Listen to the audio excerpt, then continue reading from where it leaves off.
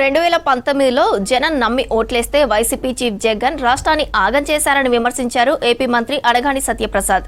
ప్రజలు బుద్ధి చెప్పినా వైసీపీ నేతల తీరు మారడం లేదని మండిపడ్డారు. 2024 ఎన్నికల్లో ప్రజలు కూటమి సర్కార్కు భారీ విజయం కట్టబెట్టారని చెప్పారు మంత్రి. మద్యం కుంభకోణంలో ప్రభుత్వం చట్టపరంగా ముందుకెళ్తుందని చెప్పారు అనగాని. తప్పు చేసిన వారిని ఎవరిని విడిచిపెట్టేది లేదన్నారు మంత్రి. చంద్రబాబు నాయుడు గారు ఎప్పుడు కూడా ఒక సుపరిపాలన కోసం ఈరోజు మేము సుపరిపాలన తొలి అడుగు అని చెప్పి ప్రతి గడపకి వెళ్తున్నాం. ఎంతో ఆనందంగా ఉత్సాహంగా అందరూ కూడా స్వాగతం పలుతాం. ఈరోజు మేము రేణుగుంటలో కూడా తిరగడం జరిగింది బొత్స సుధీర్ గారితో.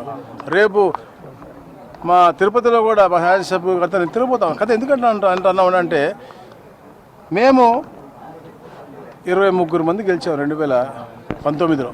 దాంట్లో నేను శాసనసభ్యుడిని. 4 వెళ్ళిపోయారు, 19 మంది. 4-5 బిజీగా ఉండి రాకపోయినా ఉన్న 11 మందో 12 మందో మేము రోజు కూడా ప్రజాహితం కోరి అసెంబ్లీలో మాట్లాడేవాళ్ళం.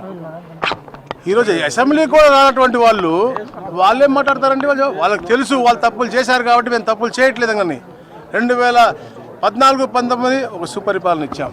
19 వచ్చేది దోపిడీ పరిపాలన తప్ప ఏమీ చేయలేదు. దాని మీద మేము పోరాటం చేసాం అసెంబ్లీకి వచ్చి. వీళ్ళ ఎమ్మెల్యేలు 11, అందుకే వాళ్ళ అరాచకాలు చేశారు కాబట్టి 151 వచ్చి. ఎందుకంటే అబద్ధాల పునాదులు పుట్టినటువంటి పార్టీ అది కాబట్టి అప్పుడు నమ్మారు. 2019 ప్రజలు నమ్మారు, 151 ఇచ్చారు. వాళ్ళు చేసే పరిపాలన ఈ రాష్ట్రం 30 సంవత్సరాలు వెనక్కి వెళ్ళిపోయింది. ఈ రోజున వాళ్ళకి 11 వచ్చి 11 మందిలో కూడా రావట్లేదు కదా. అతను పులివెందుల ఎమ్మెల్యే ఏమయ్యాడు, ఎందుకు రావట్లేదు అసెంబ్లీకి వచ్చి మాట్లాడాలి కదా.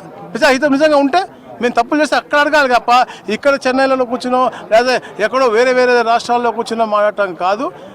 తప్పకుండా చంద్రబాబు గారి నాయకత్వంలో పవన్ కళ్యాణ్ గారి యొక్క ఆలోచనతో కేంద్రం నుంచి మోడీ గారి ఆశీస్సులతో ఈ రాష్ట్రం సుభిక్షంగా ఉండటం కోసం కృషి చేస్తూ ఉన్నారు.